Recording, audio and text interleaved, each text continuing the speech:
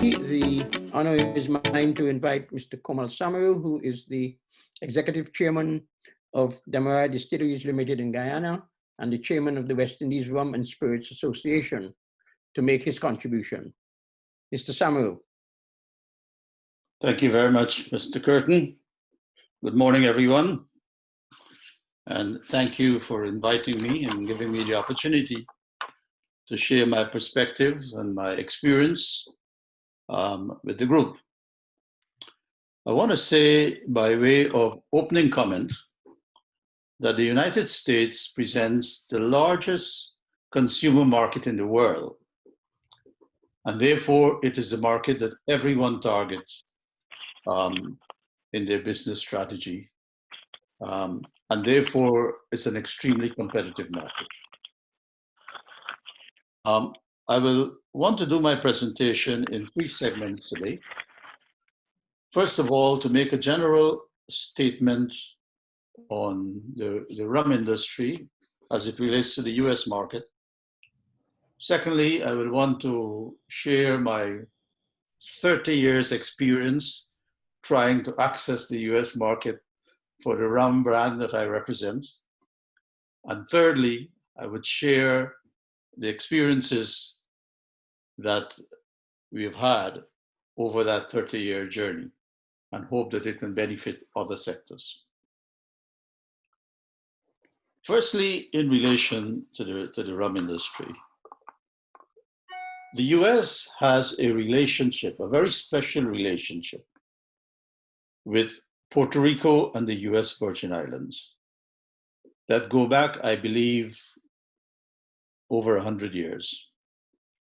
Under this arrangement, it is called a cover-over arrangement.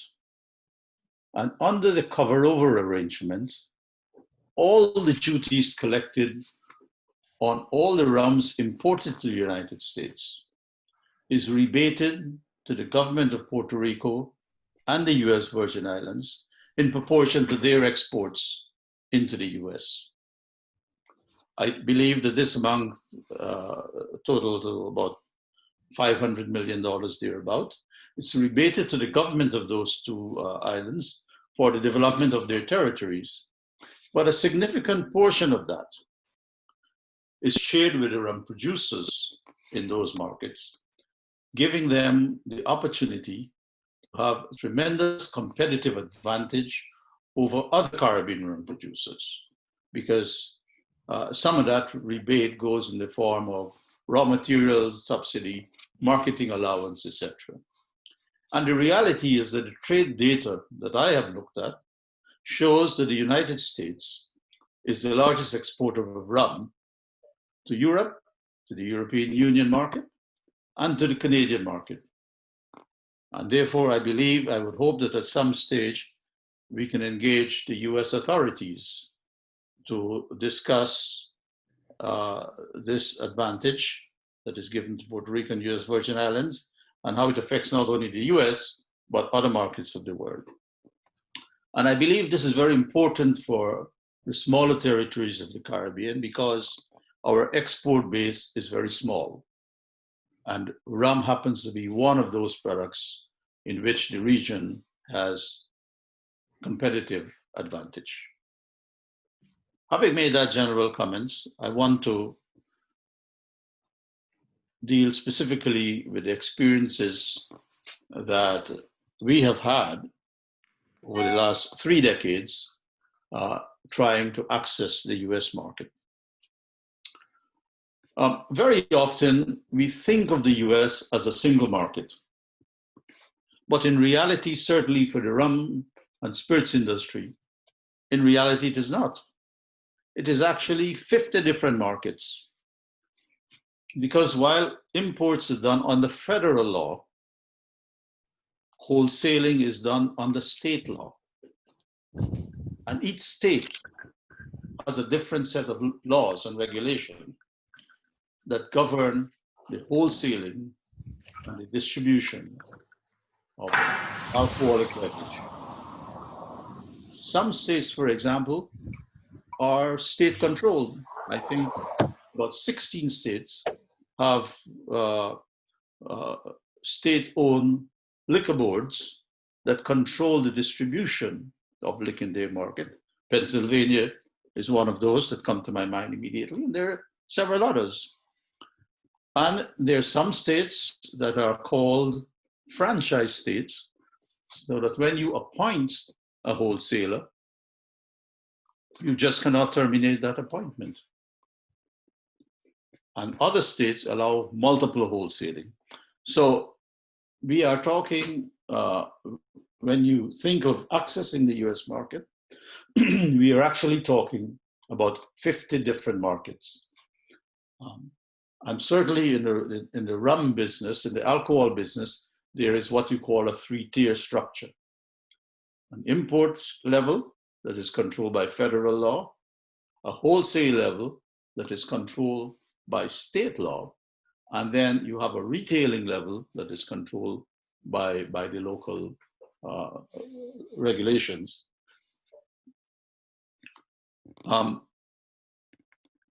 In our effort over the years to access the US market, we have had to learn many, many lessons. One, of course, is the regulation and the structure of the market that I talked about just now. The second is, of course, the legal requirements. The alcohol beverage market is controlled by the Bureau of Alcohol, Tobacco, and Firearm Regulations. And so you have to comply with those regulations. And so the regulations, the tariffs, the laws, that is one set of issues that needs to be understood. The second aspect has to do with business partners. You have to find business partners with whom you need to work. And that presents its own set of challenge. How do you select your partners? Are they aligned with you? Do they deliver on what you expect? What are your contractual obligations? Those partners in franchise state, if it doesn't work out, how do you exit that arrangement? That presents a whole set of other complications. And then thirdly, there's a question of your business strategy. What strategy will you pursue in the market? I believe that there are 3 levels of business that can be done in the US, and potential suppliers need to think through this very carefully. At the very basic level, you can be a commodity supplier. That is, you supply your product unbranded in a bulk form to a US partner who then packages it and sell it under their brand name. That's the simplest model. It gives you the lowest value. But it removes the complication of dealing with a complex regulation and the challenges of downstream distribution. The second model that one can adopt is to be a contract manufacturer for a US owned brand. That is, somebody in the US owns a brand and they need a source of supply, and they come to you and you produce a product, ship to them, and they take care, again, of all the marketing and the regulatory issues that needs to be dealt with. Again, that I would say that is the second level of value added. But the highest level on that value chain is for you to supply your own brand in the US market. And that presents its own set of complexities and challenges, because you need to have a business strategy and a brand plan that is clearly worked out based on the reality on the ground.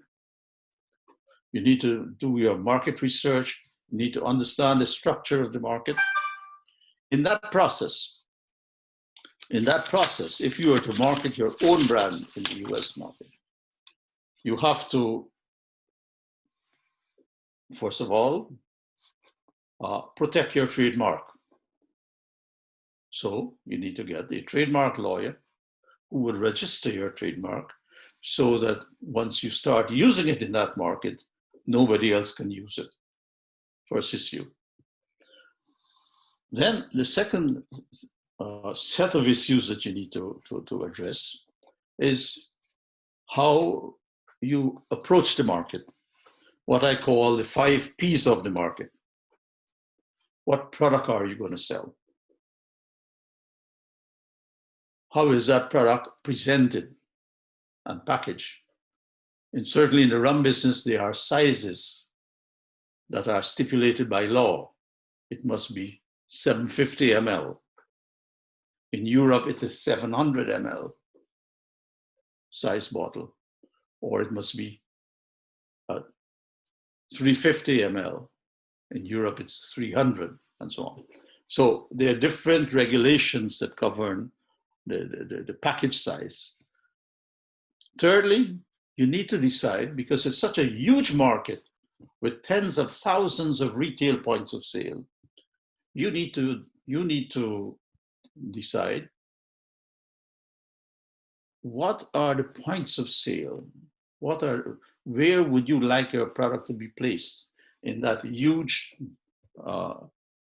distribution at the retail level, and how you get to those retail points. And fourthly, the 4th P's is how you position your product against competing product, pricing and everything.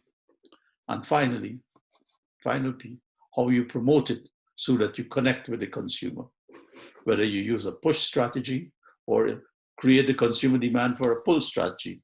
Those are marketing considerations that one needs to consider. So, although this is a huge market, you need to be able to navigate the legal challenges on the one hand, the business relationship on the other hand, and understand the market structure if one is to successfully establish a product on the US market. I would like to leave my presentation there and just cover one other aspect, and to deal with any questions that persons may have and respond to those. I want to say that while up to this point in time, certainly the company that I represent and our experiences are limited to the rum industry and the regulations that affect that and the relationships that we have built over the years, our company has taken a major strategic move to diversify its business and is investing significant amount of capital into a new area of processing fruits, producing pulp, and also packaging various juices from the fruits produced in Guyana. The plants that we are investing in will be FDA certified, and therefore, at some point, we will be undertaking the relevant studies in the US market to see how we can access the market based on the products that we're going to produce in our new facility. I believe that while there are opportunities, there are challenges, but the detailed work has to be done so that those opportunities can be accessed over time. I want to thank you for the opportunity to share that experience, and as we go through the rest of the proceedings, I'll be prepared to respond to any specific questions that anyone may have. I sort of covered a lot in a very high-level way, but I can elaborate on details as we proceed further. Thank you very much.